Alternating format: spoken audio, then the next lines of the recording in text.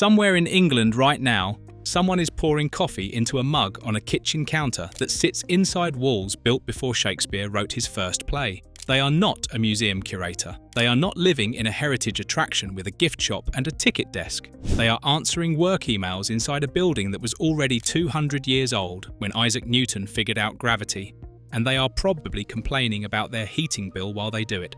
This is not a video about ruins. This is not about empty manor houses with English heritage signage and Tuesday to Sunday opening hours.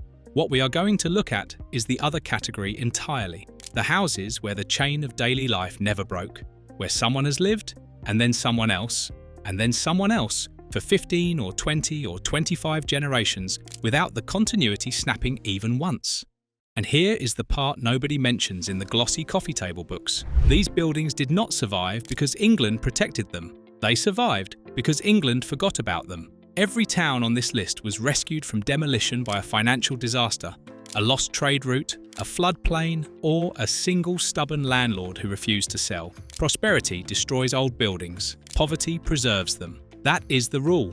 And by the time we get to number 1, the idea of a brand new house is going to feel slightly ridiculous. If that premise interests you, the like button is right there and it genuinely helps the channel. And if you want more history content that actually sits with what it means instead of racing through dates, subscribing costs you nothing. 10 towns, ranked from remarkable to genuinely unbelievable. Let us begin.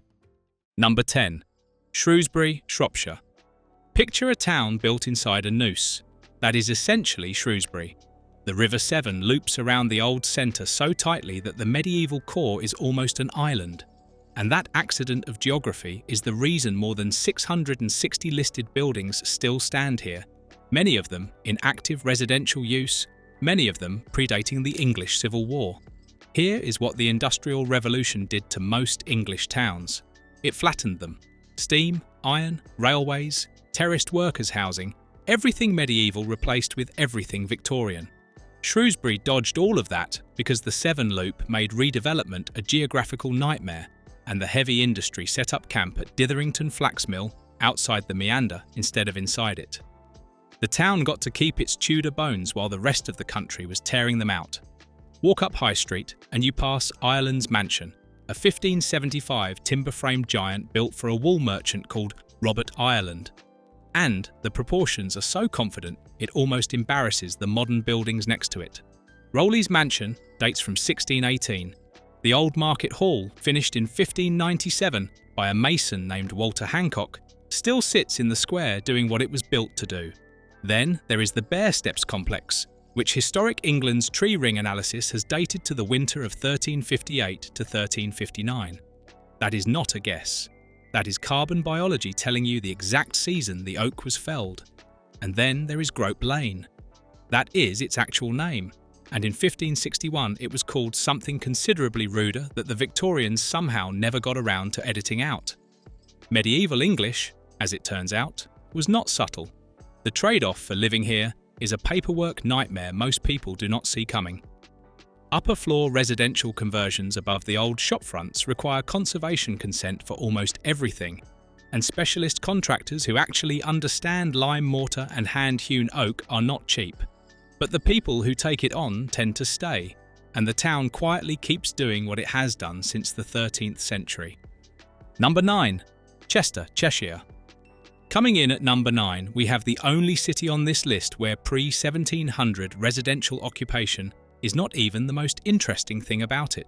What makes Chester genuinely strange is that you can stand in one building and look at 2,000 years of continuous occupation stacked vertically inside a single wall. The fortress was founded as Diva Victrix around 74 to 79 AD, and before anyone sends a correction, it was Legio II Adjutrix who started it, and Legio XX Valeria Victrix who finished it, not Legio II Augusta. The basement stones in some of the old buildings on Bridge Street were laid by men who watched Emperor Domitian take the throne. Above those stones sit medieval cellars. Above those, Tudor timber framing. Above those, Victorian brick, and on top of all of it, a satellite dish. The rows are the thing that makes Chester unique. 2-level covered shopping galleries that nobody can properly explain. Built mostly between the late 13th and mid-14th centuries. And as William Smith wrote, way back in 1588, this is a style of building he had not heard of anywhere else in Christendom. 9-row buildings are Grade 1 listed, 20 are Grade 2 star, 66 are Grade 2. Here is what nobody tells you about the famous black and white timbering. A lot of it is Victorian. John Douglas, the architect responsible for the 1897 Eastgate clock, restored or rebuilt around 500 buildings in Chester between 1860 and 1910. And his work is so confident that the line between original Tudor and Victorian revival has become almost impossible to draw. This is not a flaw. It is part of what Chester is. The city has been editing itself for 2,000 years, and the editing is still going on. In 2023, the One City Plan identified 197 buildings with over 1.2 million square feet of empty upper floor space sitting above the shops. Andy Farrell, who leads the plan, told Place Northwest that the spaces are hidden in plain sight. People are already moving back into them. The medieval upstairs is becoming residential again, 400 years after it stopped being residential the first time. Burford is a high street that descends a hill toward the River Windrush, and by the time you reach the bottom, you have walked past roughly 600 years of domestic architecture without noticing the centuries change. The people inside those buildings are not tour guides. They are ordinary residents arguing with their energy suppliers about a heating system that has to deal with walls so thick they act as their own insulation. In May of 1649, the High Street became a crime scene.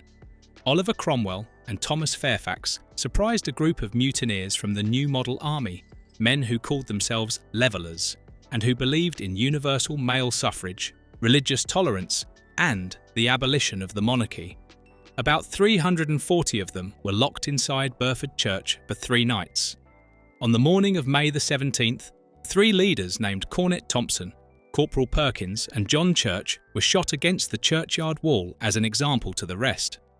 One of the imprisoned soldiers, a man called Anthony Sedley, carved his name into the lead lining of the font before they took him out. The inscription is still there, and you can read it today. Sedley, it is assumed, watched the executions and was then released. The wall that absorbed the gunshots is now part of someone's day. People walk past it to buy bread. What preserves Burford is a different mechanism from Shrewsbury's geography. The town lost its market importance to Witney and Chipping Norton in the 19th century. The Great Western Railway bypassed it. The main road moved. Every force that would have redeveloped an English high street between 1830 and 1960 simply failed to arrive, and the buildings got to stay. The doorsteps along the high street, cut from Cotswold limestone, are worn concave by 400 years of feet. You step down into a Burford house through the physical evidence of everyone who stepped down before you, and nothing in modern architecture produces that effect. The trade-off is simple and unresolvable. Burford is one of the most photographed towns in the Cotswolds. Your front door is somebody else's Instagram reel every summer, and that is the price of living inside a place the world has decided to love. Number 7. Great Chew, Oxfordshire. Roughly 150 people live in Great Chew. Not a typo, not a rounding down. The population of the entire village would comfortably fit inside a single London tube carriage at rush hour, and the village looks today almost exactly like it looked in the reign of Charles II. Great Chew is not a town that grew, it is a town that was planted. In the 1630s, the estate owner designed the whole village as a composition, positioning the ironstone cottages, arranging the trees, laying out the lanes for the estate workers who would live there. Charles I was executed in 1649, while some of these cottages were still being finished. The people who moved into them during the 1640s and 50s were moving into a brand new village in a country that had just executed its king. And here is where the mechanism shifts. Lavenham was preserved by economic collapse. Burford was preserved by being bypassed. Great Chew was preserved by single ownership. The estate held the village in its entirety through every subsequent century, through the Industrial Revolution, through Victorian expansion, through the 20th century's obsession with development, and no outside buyer ever got close because there was nothing to buy. Every cottage, every lane, every modification went through the estate office, and the estate office had opinions. Today you can live there, But you will not own your cottage in any normal sense. Residents hold estate leaseholds, which means the freehold stays with the estate, always has, and the architectural standards have been enforced continuously for nearly 400 years. Same ironstone, the colour of dark honey in afternoon light. Same thatch profiles, same proportions. You cannot extend. You cannot change the windows. You cannot alter the external appearance without approval. What one resident told the estate during the purchase, conversation has become a kind of tu cliché. He said the cottage looks the way it does because somebody has been enforcing those standards since before the United States existed as a country. And he did not find that constraining. He found it the most honest description of ownership he had ever encountered. The cottage is not yours. You are its temporary resident in a tenancy that began before your grandparents were born, and every force in the modern housing market has been held back for nearly 4 centuries so that this one small corner of England could keep looking like itself. Number 6. Eyam, Derbyshire. If you want to understand what moral weight feels like when it is embedded in ordinary buildings, Eyam is the place. Population just under 1,000. Buildings that still carry the names of the people who died inside them, and the descendants of the survivors still answering doors on the same street. In August of 1665, a bundle of cloth arrived from London, sent to the village tailor. The cloth was damp. It carried plague fleas. Within a week, the tailor's assistant, a man called George Vicars, was dead. By the following summer, Eyam was facing an outbreak that would eventually kill around 260 people out of roughly 800. The rector, William Mompesson, together with the former Puritan rector Thomas Stanley, persuaded the village to do something that had no precedent in English history. They voluntarily sealed themselves off. Nobody was to leave. Supplies would be left at boundary stones on the parish edge and paid for in vinegar to kill the contagion. The quarantine held for 14 months. Mompesson's wife, Catherine, died in August of 1666, and he buried her himself in the churchyard and kept the quarantine going. Elizabeth Hancock, a mother whose husband and 6 children all died within 8 days of each other that same month, buried all 7 members of her family herself in the field beside the cottage, because there was nobody left on that part of the street to help her. The field is still there. The earth mounds are still visible. The Riley graves, as they are now called, are fenced off but unshaded, just sitting in open grass.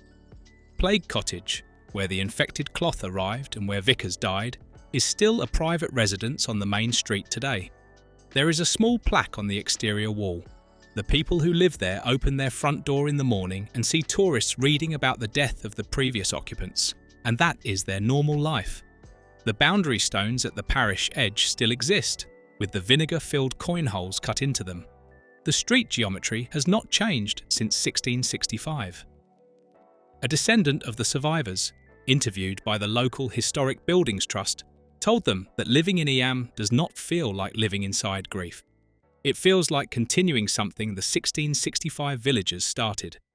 They made an extraordinary decision quietly, as a community, and the continuation of ordinary life in those houses is part of what that decision was for. Number 5. Tewkesbury, Gloucestershire. Halfway through the list, and this is where the story gets properly strange. In January of 1540, the townspeople of Tewkesbury did something that almost nobody else in England managed to do during the dissolution of the monasteries. They bought their abbey back. Henry VIII's commissioners had valued the building at £453, which was the combined worth of the lead on the roof and the metal in the bells. The town scraped the money together and purchased the entire abbey church, then kept it as their parish church. Tewkesbury Abbey is still standing today because of that transaction, and Pevsner described the Romanesque crossing tower as probably the largest and finest in England. What that purchase did for the town, structurally, is more interesting than it sounds. Tewkesbury sits at the confluence of the Avon and the Severn, with the Swillgate cutting through as well, which means the town is essentially trapped on a small piece of dry ground surrounded by floodplain. The Industrial Revolution followed the rail lines elsewhere. Outward expansion was blocked by water. The 3 parallel main streets kept their medieval burgage plots, and roughly 30 of the original 90 narrow alleys still cut through the building frontages to the workshops behind. One of the alleys is called Turner's Court, named for J.M.W. Turner, who owned a burgage plot here in 1793, Fletcher's Alley, Fish Alley, Clark's Alley, Man's Court. Each one is a slice through someone's home, unchanged for centuries, and the residents have learned to treat shortcuts through their property as a kind of historical background noise. And here is the catch the brochures do not mention. In summer of 2007, the Abbey flooded for the first time in 247 years. 1,800 homes took water across the borough. 13 people died across the wider flood event. In winter of 2024, it happened again. Living inside pre-1700 Tewkesbury means accepting that the same water that kept the Industrial Revolution from erasing your town is also, occasionally, going to come up through your kitchen floor. Number 4. Chipping Campden, Gloucestershire. Chipping Campden is what a medieval wool town looks like when its economy fails slowly and completely over about 3 centuries. The result, honestly, is one of the most continuously beautiful high streets in England, and GM Trevelyan called it the most beautiful village street now left in the island. The town's market charter dates to 1185. Its peak wealth came from raw wool export to Florentine and Flemish clothiers in the 14th and 15th centuries. William Greville, whose house still stands on the high street, was called in the Latin of his memorial brass, the flower of the wool merchants of all England. His house was built around 1380, 6.5 centuries ago, lived in today. Sir Baptist Hicks, a silk mercer to James I, built the almshouses in 1612 and the market hall in 1627. Both are Grade 1 listed.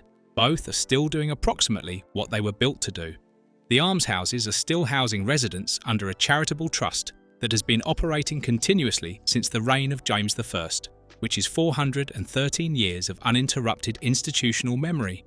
The market hall survived a genuinely close call in 1942, when an American buyer tried to ship it to the United States, and the etcher F.L. Griggs, who had founded the Campden Trust in 1929, bought the building for £275 to stop the sale.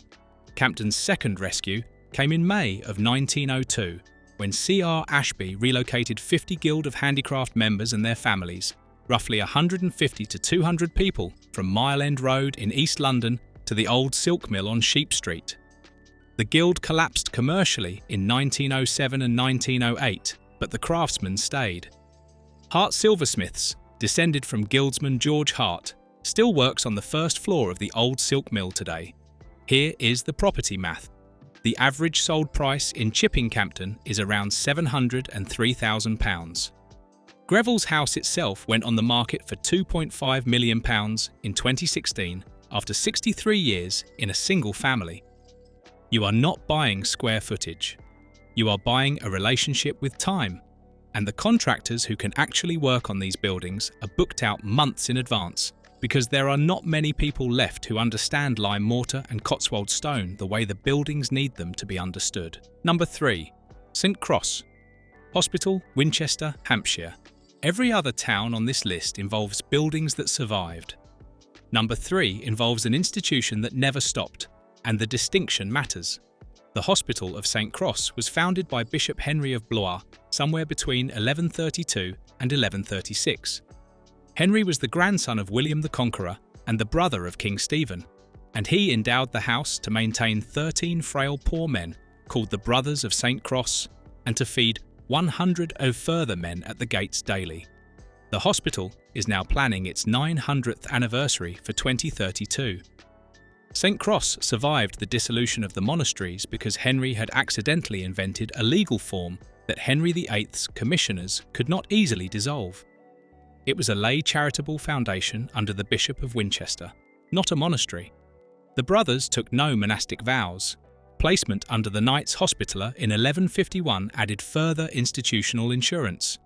Cardinal Henry Beaufort added a parallel almshouse of noble poverty in 1445, which gave the hospital the 2 distinct orders that still coexist today. Black brothers wear black robes with the Silver Cross of Jerusalem. Red brothers wear claret robes with Beaufort's Silver Cardinal's badge. When a brother dies, his cross is cut from his gown, placed on a red velvet cushion in the coffin, and later affixed by the master to the gown of his successor. The Wayfarer's dole is still being given. Any traveller who knocks at the porter's lodge and asks is entitled to a small horn cup of ale and a morsel of bread. And this practice has continued without interruption for nearly 900 years. The ale currently comes from Alfred's Brewery in Winchester. That detail matters because it tells you the charity is not a reenactment. It is a charity. Simon Jenkins, in his book England's 1,000 Best Churches, called the Transitional Norman Chapel a cathedral in miniature. And everything he said about it is accurate. Not everything about St. Cross has been admirable. Between 1808 and 1855, the Master, Francis North, the 6th Earl of Guildford, ran what became known as the Scandal of St. Cross. He had been appointed by his father, who was Bishop of Winchester at the time. He took enormous personal fines on lease renewals, pocketing around £10,700 from a single 1843 lease alone. And the Trollope Society estimates his total profit at roughly £300,000 over 40 years. The Reverend Henry Holloway's campaign against him, taken up by the Times, produced the 1849 to 1853 Chancery case and inspired Anthony Trollope's inaugural Barsetshire novel The Warden, published in 1855. Today, the hospital houses up to 25 brothers, all male, all over 60, all single or widowed or divorced, all of good character. In 2025, 85-year-old brother John Seager Green undertook a 43-day brother on a bus tour of the United Kingdom to raise money for the Chapel Restoration Fund. He told The Telegraph that almshouses do not only provide a home, they provide a life. King Charles III, who is the president of the Almshouse Association, sent his good wishes. That is what number 3 looks like. A medieval charity still doing the thing it was set up to do, in buildings that were laid out before English was a standard written language. Number 2. Lavenham, Suffolk. If you want to see what English prosperity looked like in 1525, then watch it collapse in real time and then get frozen in place for 500 years. You go to Lavenham. Population roughly 1,800, and in the 1524 to 1525 lay subsidy rolls, this village was assessed as the 14th wealthiest town in the entire country, paying more tax than York and more than Lincoln, off the back of a single product called Lavenham Blues, a high-quality blue broadcloth dyed with imported Toulouse woad and exported as far as northern Russia. At peak, roughly 70% of the village worked in cloth production. John de Vere, the 13th Earl of Oxford, together with the cloth merchant Thomas Spring III, who was known at the time as Spring the Rich Clothier, funded the rebuilding of the Church of St. Peter and St. Paul from 1485 under the master Mason John Wastell, the same man who worked on King's College Chapel in Cambridge. The tower was finished in 1525. It stands 141 feet high, and in 2025 the church held its 500th anniversary service, which, as Canon Simon Pitcher pointed out to the East Anglian Daily Times, may have been the largest gathering of Springs in 500 years. And here is where the whole thing falls apart. That same year, 1525, 10,000 local men joined what became known as the Lavenham Revolt, resisting Cardinal Wolsey's amicable grant tax. From the middle of the 16th century onward, Dutch Protestant refugees in Colchester and Norwich started producing the lighter, cheaper new draperies, and Lavenham's heavy broadcloth lost its market almost completely. Plague hit in 1666 and again in 1699. Smallpox killed more than 1 in 6 inhabitants in 1712 and 1713. By the early 18th century, merchant halls had become tenements, and Little Hall on Marketplace was housing 6 separate families in a building designed for one merchant. The Crooked House at 7 High Street is the perfect symbol of what happened. Built in 1395 from green, unseasoned oak because the town was growing too fast to wait for proper seasoning, the timber twisted as it cured, and by the time the building had finished moving, the cloth trade was gone and nobody could afford to fix it. Alex and Ollie Khalil Martin bought the building in 2021 and run immersive theatrical tours inside it, and Alex's published account describes the first sight of what he called its wonderfully wonky facade and warm orange glow. Over 320 buildings of historic significance survive in the village. Not all estimates agree. The 340 figure that gets repeated in tourism material is not traceable to historic England. but the National Trust's own Guildhall literature confirms more than 320. Average sold price on Zoopla over the 12 months to early 2026 is around £592,000. The Suffolk pink you see on the plaster is, according to Angela Brown of the Suffolk Institute, largely a 20th century commercial invention, and the famous oxblood and slowberry stories about its origin are almost certainly folklore. In 2013, Marco Pierre White, who then owned the Angel Hotel, repainted the building in a pink so pale the locals called it blancmange, and Baberge Council ordered him to repaint it correctly. The colour code is enforced. The village is essentially a 1525 economic photograph that poverty never let anyone develop over. Number 1. Vicar's Close, Wells, Somerset. And at number 1 we have something different from everything else on this list. Not a town, not a village, a single street. 42 houses, all identical in their original design, all built between 1348 and 1430, all continuously occupied every single day since construction, which makes Vicar's Close the oldest continuously inhabited residential street in Europe. The year matters enormously. Construction began in 1348. Let that sit for a second. 1348 is the year the Black Death reached England, the year a third of the country's population began dying, and in the middle of that, the Dean and Chapter of Wells Cathedral decided to build a dedicated residential street for the Vicar's Choral, the singers responsible for the daily liturgy of the cathedral. The first houses were going up as mass graves were being dug across the rest of England. Chaucer was alive when the last of these houses were completed.